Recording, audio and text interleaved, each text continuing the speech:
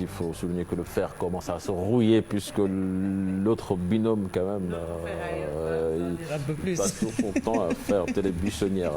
Voilà, nous démarrons ce bulletin d'information avec cette sortie du président de la République à propos de la Covid-19 qui s'est sensiblement relevé ces derniers jours. Le chef de l'État qui avait alerté la semaine dernière est revenu à la charge. En Conseil des ministres, Macky Sall a demandé au gouvernement, face au relâchement constaté et à l'augmentation relative des cas communautaires, de renforcer les contrôles systématiques du port du masque dans les transports, lieux et établissements publics. Il rappelle l'impératif de veiller au respect des règles et mesures barrières lors des manifestations et rassemblements qui doivent être réduits au strict minimum. Justement, à propos de la situation de la Covid au Sénégal, les chiffres des contaminations communautaires contrastent avec le comportement de certains Sénégalais qui ne font plus usage de leur masque. Une situation constatée également par nos reporters dans le centre-ville de Dakar. Pour les personnes rencontrées, le coronavirus est encore là et que la sensibilisation doit se poursuivre pour inciter les Sénégalais au respect des gestes barrières. Un reportage signé Ibou Diouf et Pape Sangoné Mbaye. Dans certaines artères très fréquentées de la capitale, comme dans les places publiques, le constat est vite fait. La plupart des Sénégalais ne portent plus leur masque. Une image bien visible dans un contexte de coronavirus avec des cas communautaires toujours notés. Les gens ne portent plus les masques. Les malades, la diminution des cas de maladie au niveau du Sénégal, les gens, ils disent que certainement avec le soleil, avec l'apport du soleil, le virus ne peut plus faire comme avant. La courbe des contaminations par cas communautaire peine à fléchir, suffisant pour poursuivre la sensibilisation pour le respect des gestes barrières. On ne porte pas les masques obligatoirement, mais ce que je vous conseille, de porter les masques parce que la coronavirus est ici au Sénégal. Il faut que nous portons les masques pour éviter définitivement le coronavirus. De continuer à porter les masques parce que c'est une protection qui est sûre, quoi. Oui, parce que pour le moment on n'a que ça. Donc les cas communautaires, surtout les cas communautaires augmentent, quoi. Vraiment, je souhaiterais que les gens se reviennent à la raison. Le port de masque est de plus en plus délaissé par beaucoup de Sénégalais, ce qui impacte souvent sur le chiffre d'affaires de ces vendeurs à la Sevette. Il y a les gens qui achètent, il y a les gens qui n'achètent pas. Le bénéfice, c'est diminué. C'est diminué. Avant, il y en a les bénéfices. Les SAV, il y a mon bénéfice. Il est acheté aux 100 francs, 100 francs. Ouais, avant, les masques, les paquets, ça coûte 15 000 francs. Et les masques, ça coûte 2 000 francs seulement. Avec le nombre de 37 cas de contamination communautaire annoncés par le ministère de la Santé et les 180 cas qui sont aujourd'hui sous traitement, la situation est loin d'être maîtrisée, ce qui nécessite la continuité des différentes actions menées jusque-là. Vous l'avez sûrement constaté ces derniers jours, des bouchons qui se multiplient un peu partout dans la capitale en disposant ainsi les usagers de la route. À certaines heures, conduire à Dakar devient un véritable cauchemar. Parmi les causes des embouteillages, les chantiers du BRT empêchant la circulation, la forte démographie à Dakar également et la concentration de véhicules automobiles. Et cela n'est pas sans conséquence sur l'économie. C'est un sujet signé Mohamed Samb et Gervais Yao. De longues files de véhicules, des bouchons partout. Sous le pont de Anne, sur les deux voies de Sacré-Cœur et même à Mermoz. Un trafic très dense à cause des embouteillages à n'en plus finir ces derniers jours, obligeant les conducteurs à faire avec, même si pour eux la situation est difficile. Moi je quitte chez moi Sikambao, 6h30. Oui. Je vais arriver en ville presque 7h après, pour ne pas exagérer, 7h20, 7h30. Pour une distance de 15 km, je ne sais pas là. Ouais. En tout cas, c'est difficile.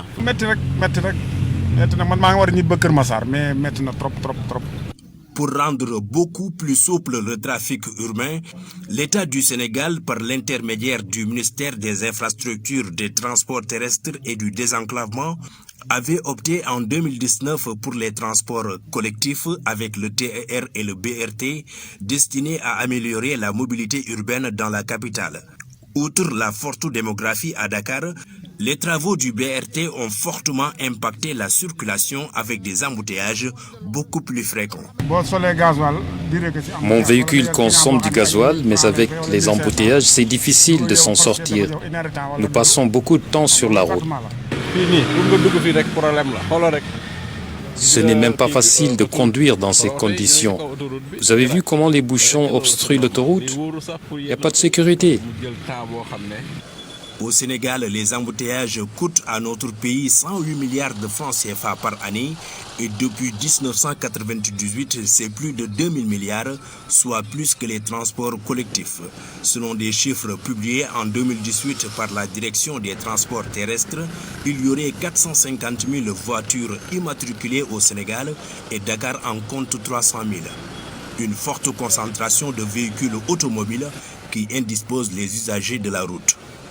Le ministre de la Justice annonce la construction de 9 prisons. Rebeuss sera complètement détruite. Les bracelets électroniques seront fonctionnels en fin décembre 2020. Des annonces faites face aux parlementaires lors du vote de son budget 2021. Compte rendu signé Habib Faye et Youssou Baro.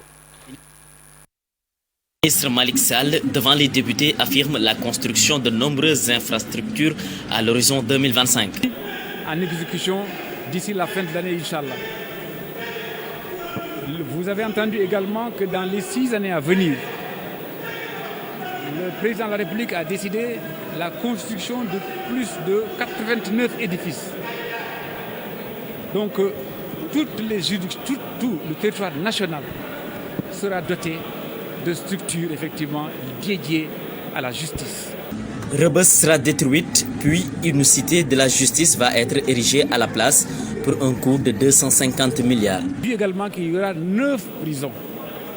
Et la mise en place de ces 9 prisons va faire en sorte que Rebeuss va être détruit.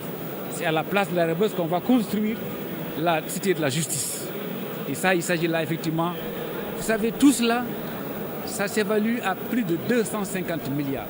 Le ministre de la Justice compte bâtir un État fort et stable. Le reflet d'une démocratie dans un pays. Et que donc, qui dit bonne justice, qui dit justice flexible, qui dit justice équitable, dit un État fort, dit un État stable, dit un État respecté dans le monde entier, comme aujourd'hui est le Sénégal. L'effectivité des bracelets électroniques est prévue en décembre de cette année, avance Maître Malick Sall. Le bracelet électronique, nous espérons, parce que le contrat a déjà été signé et le premier versement a été dégagé par les finances. Et l'entrepreneur qui est un Sénégalais, des jeunes Sénégalais, ils ont pris l'engagement que les premiers bracelets seront disponibles d'ici la fin décembre. Plus de 48 milliards votés pour le ministère de la Justice. Maître Malick Sall est interpellé sur les audits des 25 dossiers déposés à la CREI et sur les longues détentions. Et puis le déroulement du service funéraire de Pape Bouba Diop ce jeudi. La levée du corps est prévue à 11h30, prière 12h à la mosquée de Lens et l'inhumation est prévue ce vendredi. Ce sera à Rufisque. L'actualité internationale à présent, Mamadou Fall, avec la France endeuillée avec le décès de son ancien président Valéry Giscard d'Estaing. Tout à fait, décès de Valéry Giscard d'Estaing. Une page se tourne pour l'histoire politique de la France. Il s'est éteint ce 2 décembre à l'âge de 94 ans des suites de la Covid-19. Selon sa famille, Valéry Giscard fut le plus jeune président de la Ve République de l'époque à 47 ans. Il a su rénover la société française lors de son unique septennat. Il s'est forgé une image de président moderne et réformateur, mais qui aura très vite subi le désamour des Français avant de voir son nom sombrer dans l'oubli. En France toujours, Gérald Darmanin a annoncé sur Twitter le lancement dans les prochains jours d'une action massive et inédite contre les séparatistes visant 76 mosquées. soupçonnées, elles seront toutes contrôlées et celles qui devront être fermées le seront.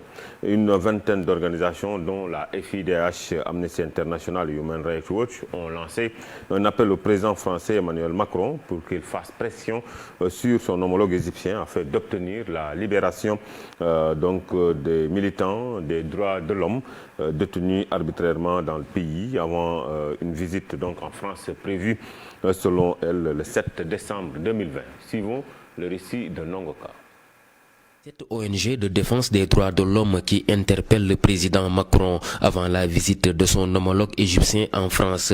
Ces droits de l'homiste demandent au président français de prendre une position publique forte devant Abdel Fattah al-Sisi. Elle estime que Emmanuel Macron doit obtenir du Caire la libération des activistes et défenseurs des droits de l'homme détenus arbitrairement en Égypte. Le président égyptien est attendu en France le 7 décembre, mais le séjour de al-Sisi s'annonce déjà mouvementé à Paris. Les défenseurs des droits humains se veulent déjà catégoriques.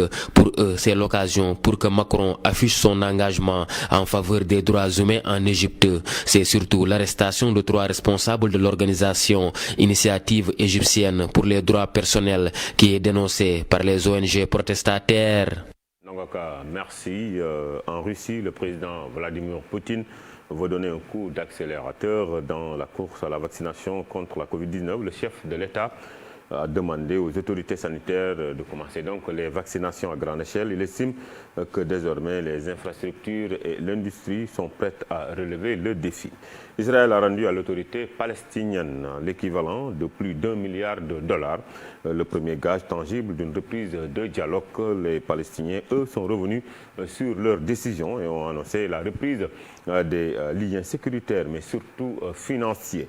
Israël, toujours, le Parlement ouvre la voie de nouvelles élections législatives. Un pas de plus vers les 4e élections législatives en moins de 2 ans en Israël. Le Parlement a voté ce mercredi pour sa propre dissolution. Plus de détails avec Pafarening. Pour le gouvernement israélien, la menace d'une chute est désormais double. La première est cette proposition de loi de dissolution de la Knesset passée en lecture préliminaire. Il lui reste 3 votes à franchir avant d'être définitivement adopté, mais le texte va poursuivre son parcours dès la semaine prochaine. La seconde est l'obligation de faire adopter un budget avant le 23 décembre. Le débat n'a pour l'instant pas commencé. La course contre la montre est donc double et le fossé entre les 2 principales formations ne fait que croître. Benny Gantz qui exige l'adoption d'un budget, le premier qui serait voté en près de 3 ans, a besoin d'afficher sa fermeté face à Benjamin Netanyahou.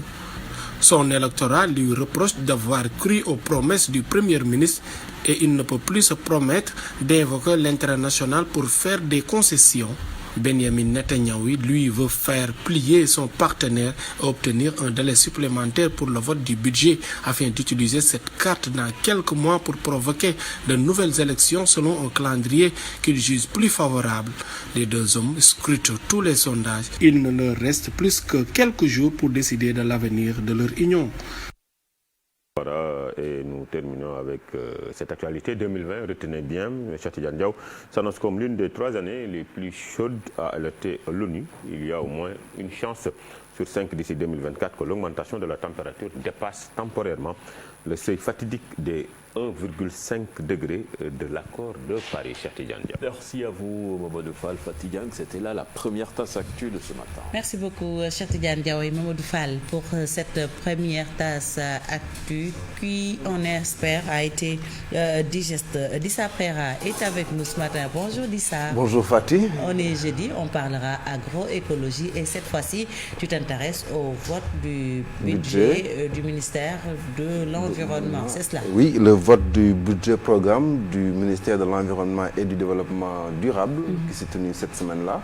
On s'intéresse un peu au budget, à l'argent qui va servir à défendre l'environnement pour 2021. La raison pour laquelle tu t'es habillé. Oui, c'est la couleur des... C'est le... Comment est-ce que Fatia...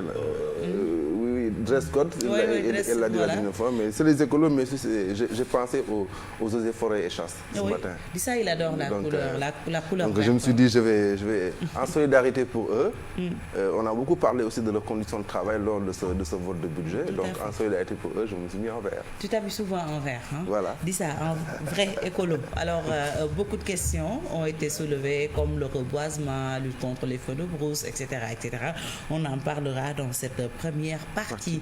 Mais Mortala Gaye est en place. C'est l'heure de la revue des titres.